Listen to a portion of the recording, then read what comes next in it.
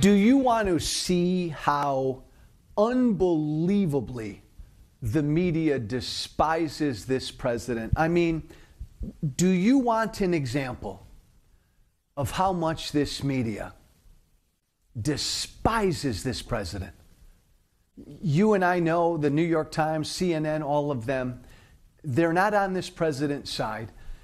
You and I know that all of them hope that this president does not succeed. Fake news, lefty news, whatever you want to call it. You and I know that the media in this country generally, they're on the side of the Democrats and they're after Trump. But I'll tell you what, the New York Times yesterday put up a headline yesterday that even made me pause. About an hour or two after Trump made his announcement yesterday, rightly pulling the United States out of that bad, horrible Iran nuke deal. About an hour or two after Trump made that announcement, getting us out of the Iran deal, the New York Times comes up with the following headline. I kid you not, word for word. At a key moment, Trump's top diplomat is again thousands of miles away. That was the headline in the New York Times, talking about Secretary of State Mike Pompeo, right? An hour or two after Trump signs the agreement or signs the order getting us out of the Iran nuclear deal, that afternoon, yesterday afternoon, the New York Times puts out that headline. At a key moment, Trump's top diplomat is again 1,000 miles away, talking about Secretary of State Mike Pompeo. The New York Times taking a direct shot at Mike Pompeo for not being at Donald Trump's side yesterday when Trump got us out of that Iran deal. Now, where was the Secretary of State, Mike Pompeo, when the New York Times took that shot at him? Hey, he's not with the president. Here we go again. Trump's top diplomat, and he's not even with the president. Where was the Secretary of State when the New York Times put out that headline? He was on an airplane, thousands of miles away, flying to North Korea to rescue 3 American citizens who had been held captive by that evil regime in North Korea.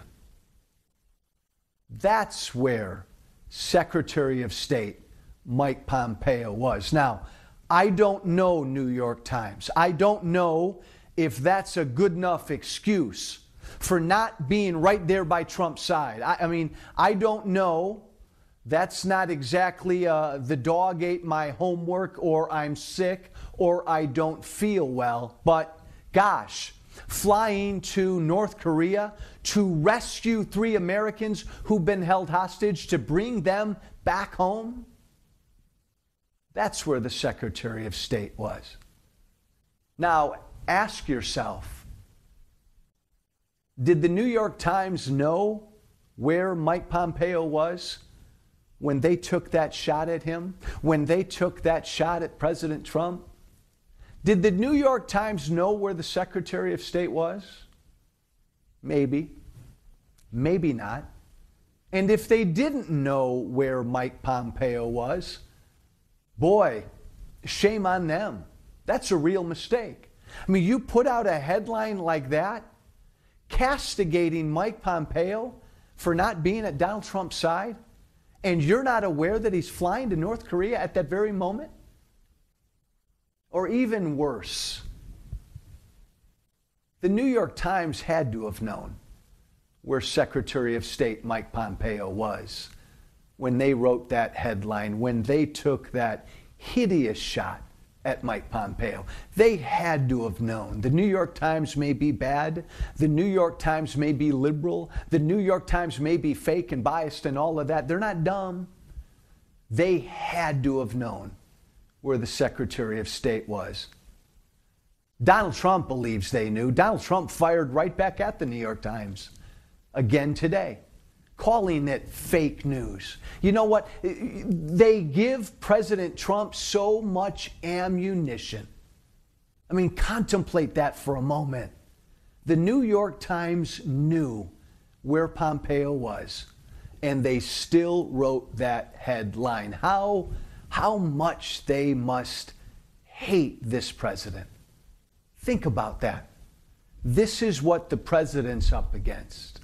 Call it fake news, call it disingenuous, call it liberal, whatever you want to call it. That's despicable, but that's how much they hate Trump. Hey, coming up, Gina Haspel. She testified on Capitol Hill today. She'll make a great CIA director. We'll talk about it in a minute.